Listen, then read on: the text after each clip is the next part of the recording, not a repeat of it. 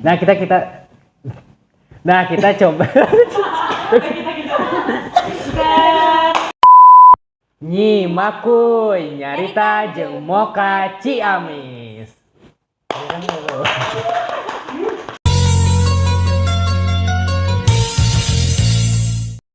Sampurasun. Baik, jadi di podcast Moka Ciamis yang pertama ini kita akan ngebahas nanti bagaimana proses seputar audisi sampai dengan grand final. Tentunya di sini udah ada kedatangan narasumber kita yang pertama, yaitu siapa? Teh, boleh dikenalin? Hai semuanya, aku Devi sebagai Mojang Wakil 2. Halo. Hai Teh Devi.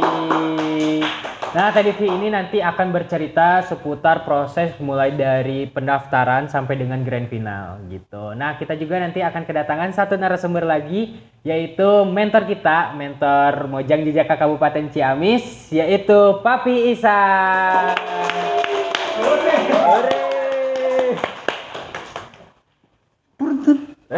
Mangga. Oke, selamat datang Papi Ihsan. Nah, di sini udah ada narasumber yang pertama, yaitu Teh Devi sebagai Mojang Kabupaten Ciamis dan juga Papi Ihsan sebagai mentor dari Moka Kabupaten Ciamis. Gimana nih kabarnya? Sehat-sehat? Alhamdulillah. Papi sehat? Pangestu, Alhamdulillah. Nah, nanti kita akan menggali seputar tadi ya bagaimana proses audisi sampai dengan grand final. Kita bisa tanya terlebih dahulu nih ke Mojang Kabupaten Ciamis anu geulis ya, Teh Devi. Teh Devi, dulu gimana nih proses pendaftaran ikut Mojang Kabupaten Ciamis? Oke, jadi ceritainnya singkat aja ya, Bah. Kalau diceritain dari awal mungkin panjang. Panjang. Banget. Jadi waktu itu pertama kan aku lihat audisinya itu di Instagram. Kebetulan waktu itu aku masih kelas 3 SMA semester 1 waktu itu kan. Terus sempat mikir juga ini bisa gak ya gitu. Maksudnya kan lagi ribet ya, lagi ngurusin mau kuliah kemana gitu. Okay. Tapi akhirnya ikut juga, dan ada fun fact sebenarnya. Waktu sebelum aku ikut Moka ya, aku tuh sebenarnya terinspirasi sama Teh Ina. Teh Ina kan kakak aku. Ina Safina. Ya, Teh Safina. Hai Teh Ina kalau nonton. Halo Teh Ina. Jadi aku tuh terinspirasi dari dia, soalnya kan dia cakep banget gitu, kayak aku suka. Terus waktu itu sempet bilang sebelum ikutan Moka tuh kayak, iya aku pengen jadi penerusnya Teh Ina, pengen jadi Mojang Wakil 2. Dan surprise gitu kan, jadi Mojang Wakil 2 ini kebetulan atau gimana gitu kan. Terus aku cerita ke mama aku, ke kakak aku, kayak aku bercanda lah gitu, kayak kalau misalnya dulu bilangnya kayak gini, aku pengen nih jadi penerusnya Teh Pepi. Jadi mau kami ini Mojang Pinili. Bercanda aja sih, tapi seru banget. Terus juga itu sih kalau untuk perjalanan audisinya lumayan hektik juga karena harus Persiapan berkas-berkas. Lumayan.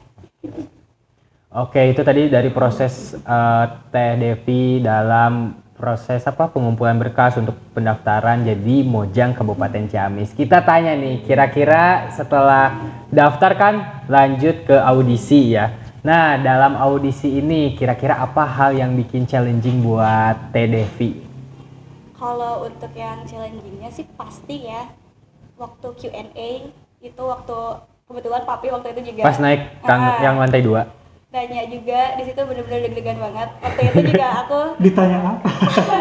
kalau untuk ditanya, aku ingetnya tuh kayak gimana kalau jadi ini tuh kamu nggak bisa bebas, katanya kan kamu suka kebebasan gitu ya. Ingetnya gitu. Kayaknya bukan saya yang nanya itu. Iya. Terus Aku juga sekloter sama Teh Risa waktu itu, Teh Risa, Cynthia, dan yang 2 lagi aku nggak ingat. Terus kita naik, kita ditanya, dan setelah turun sih yang tadinya kita gak kenal sama sekali langsung akrab. Jadi akrab ya. Itu dari sudut pandang Teh Devi ya sebagai finalis waktu dulu.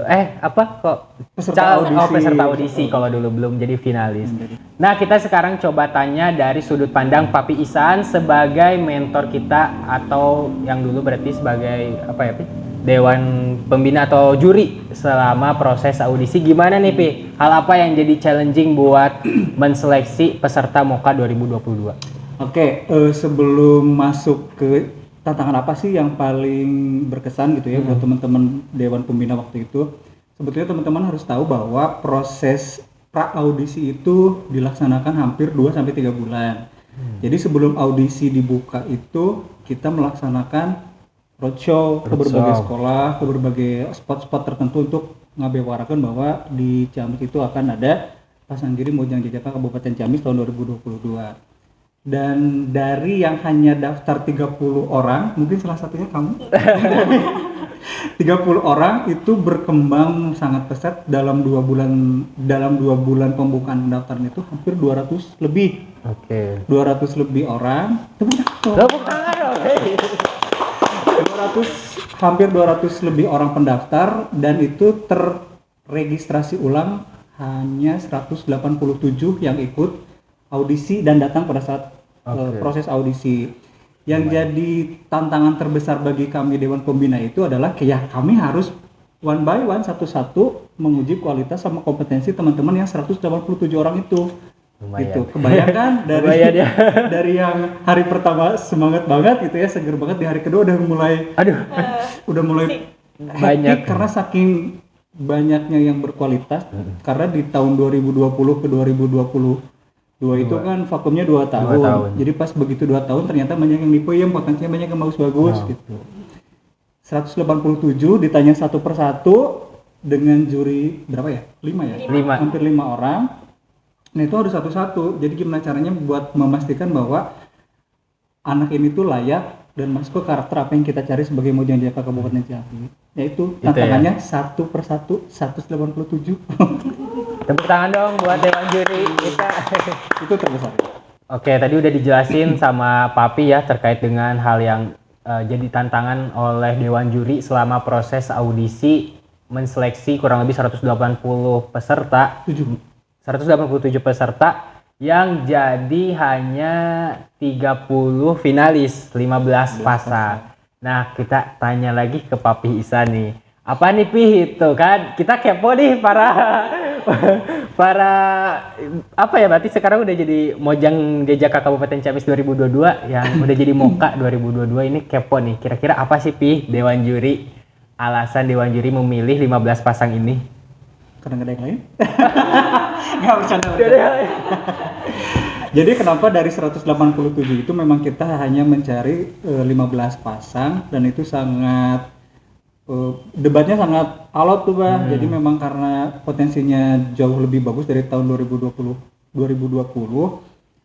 ya memang kita carinya sosok-sosok yang menurut kami itu bisa menjadi penerus generasi kami sebagai duta seni pariwisata dan budaya plus role modelnya pemuda Kabupaten Ciamis. Jadi nggak cuma nyari dutanya aja gitu ya dalam tanda kutip sebagai tugas utamanya sebagai duta seni pariwisata budaya, tapi yang punya keinginan kuat, keinginan besar untuk berkontribusi untuk Kabupaten Ciamis khususnya di berbagai bidang gitu.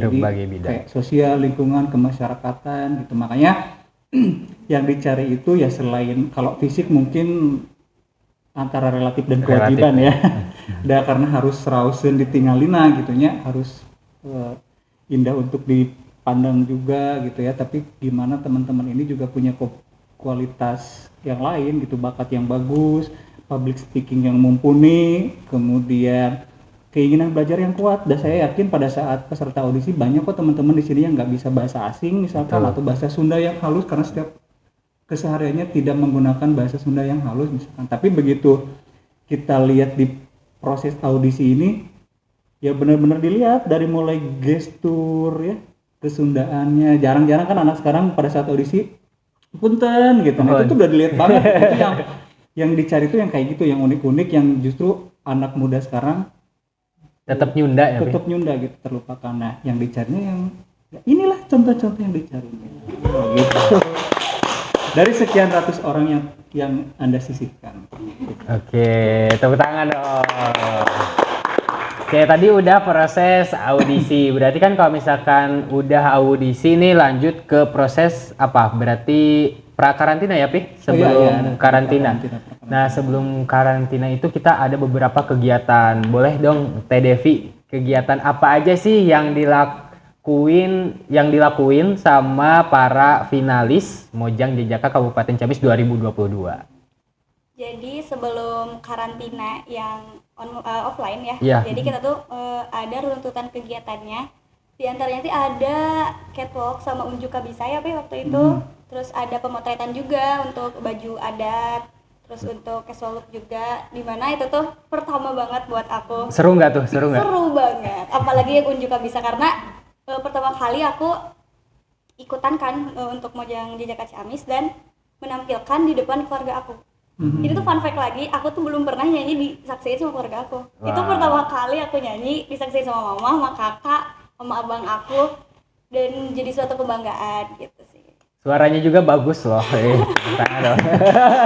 Nanti sudah nyanyi. Nanti kita akan mendengar ya sedikit suara emas dari Teh Devi. Oke, berarti kan tadi ada sesi pemotretan, terus kita ada speech contest, catwalk ya itu, terus ada serangkaian kegiatan termasuk ke karantina online juga, baru kita karantina offline.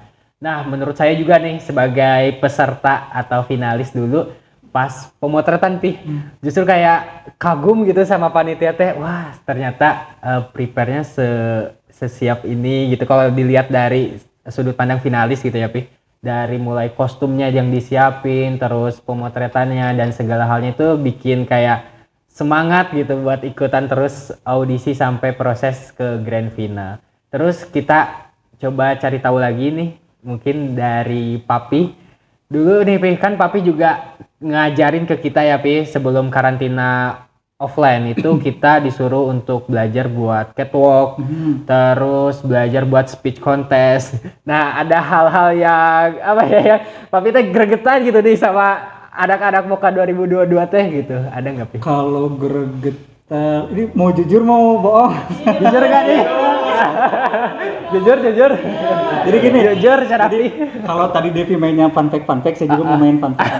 Tapi ini tidak jadi pembanding antara angkatan ya. Iya. Kalau jujur angkatan 2022 ini termasuk yang paling mudah diarahin sebetulnya. Iya. Oh, ya. Jadi nih teman-teman fun fact-nya adalah anak-anak angkatan 2022 ini pas begitu diajarin munjungan contohnya itu termasuk hal-hal yang kaku dan agak susah, bisa sampai berhari-hari biasanya di angkatan yang lain, tapi di angkatan ini itu 1 jam itu selesai. Kemudian catwalk juga hampir 1 jam itu selesai. Jadi memang cukup kaget juga, dan ya senior-senior menerima kekalahan dengan kebanggaan lah intinya mah. Biarkan angkatan saya menjadi agak sedikit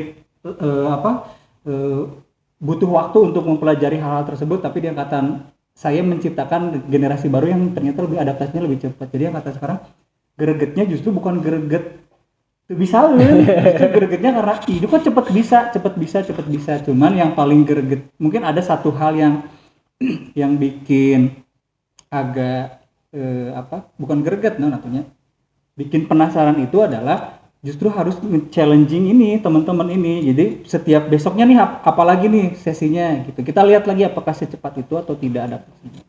Itu sih intinya. Jadi Hebat ya.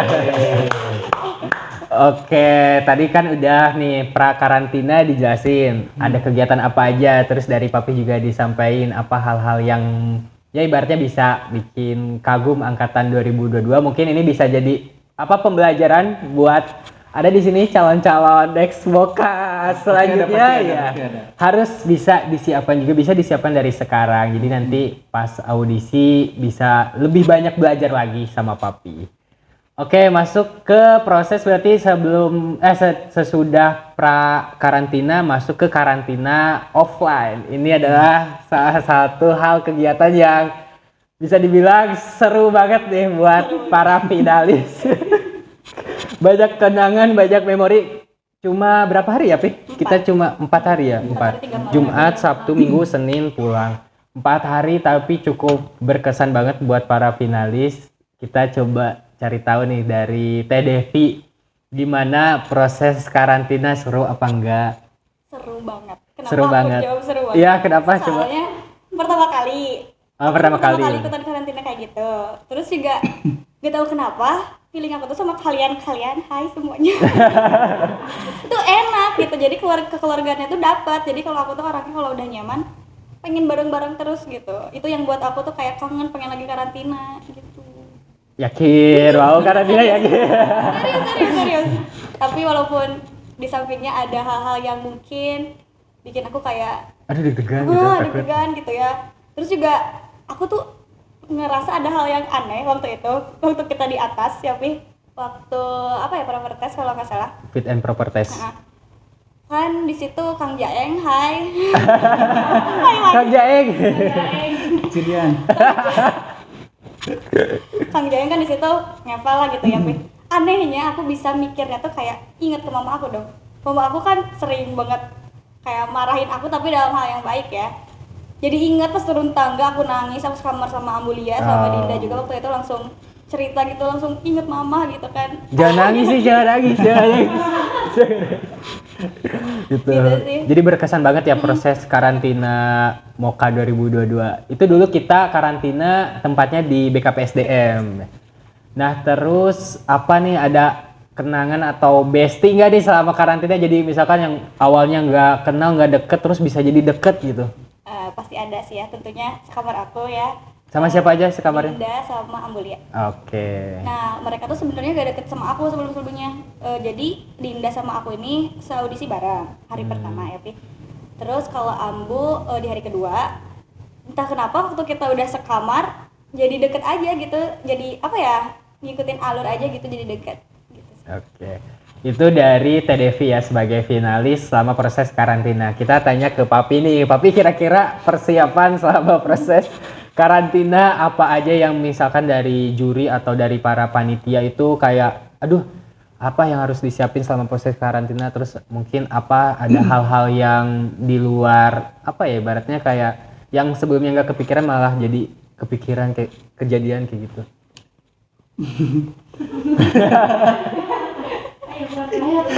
Ayo Pi keluarkan.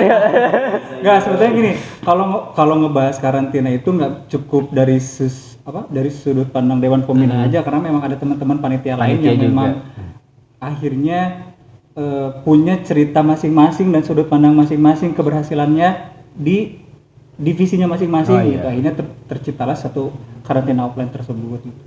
Cuman kalau konsep karantina dari awal itu memang sudah tidak ada yang dirubah satupun, tidak ada yang dirubah, dikurangin atau ditambahin, semuanya berjalan sesuai dengan dengan rundown yang sudah ditetapkan dari awal. Kemudian si rundown tersebut juga punya goals tertentu nih Bah, kayak misalkan pemberian materi yang tidak ada di karantina online itu diberikan pada saat karantina offline.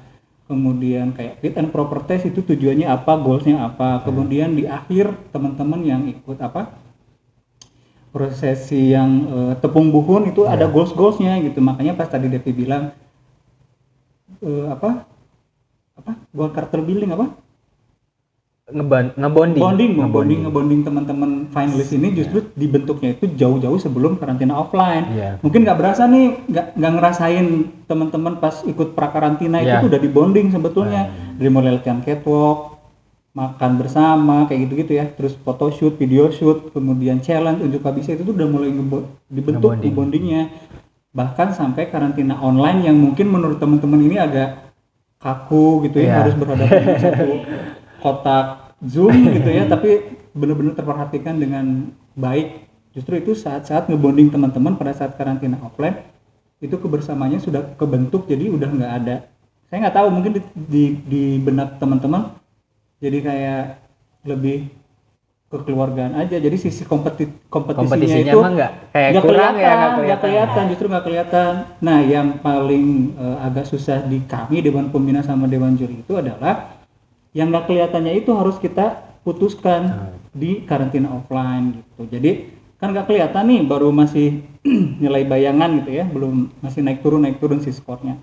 Begitu mau mendekati penjurian tertutup, nah itu udah mulai kelihatan. Dari situ sudah mulai kelihatan. Kalaupun teman-teman ini jujur angkatan sekarang itu ya nggak paling terlihat kompetitif banget, kelihatan sikut-sikutan ngerti nggak sih? Gitu. Kalau di kabupaten kota lain atau bahkan ya teman-teman kita yang di Jawa Barat itu kan kelihatan sikut-sikutan. Jadi kalaupun berteman kelihatan tetap ada sisi kompetisinya gitu. Kalau di 2022 ini kemarin saya lihat nggak ada. Kemarin kesikut nggak? Nggak. Nggak ada, nggak kelihatan. Cuman pada saat penjurian tertutup itu sudah mulai kelihatan oh yang ini porsi skornya udah kelihatan. Gitu. Itu dari proses karantina offline. Jadi di karantina offline juga banyak kegiatan ya, Pi. Mulai dari kita dikasih materi, terus juga ada fit and proper test, terus ada tepung buhun. Nah, mungkin teman-teman di sini calon-calon moka selanjutnya kan kepo ya. Apa sih itu fit and proper test? Misalkan apa sih itu tepung buhun? Itu jadi suatu rahasia mungkin ya, tapi nggak bisa kita sampaikan. Jadi biar nanti teman-teman merasakan aja biar langsung vibes-nya terasa pas karantina offline. Jadi kalau misalkan sekarang dibocorin nanti malah udah tahu pasti gini-gini gitu. Nanti biar teman-teman ngerasain sendiri aja apa hal-hal yang berkesan selama proses karantina offline nanti. Wah, apaan tuh? Nanya. Iya dong, mau dong. Emang kamu beli apa itu? Aku punya jengni. Itu apa? Jengni adalah jengkol teri kacang asli Bangunharja, Kecamatan Cisaga. Bentar. Itu Ini yang apa? aku nih, pangsit Kak Ros asli dari Lembur Balong Ciamis. Wah, boleh nggak? Boleh gantian nggak? Boleh gantian nggak? Nggak. Boleh, boleh dong, boleh. Udah.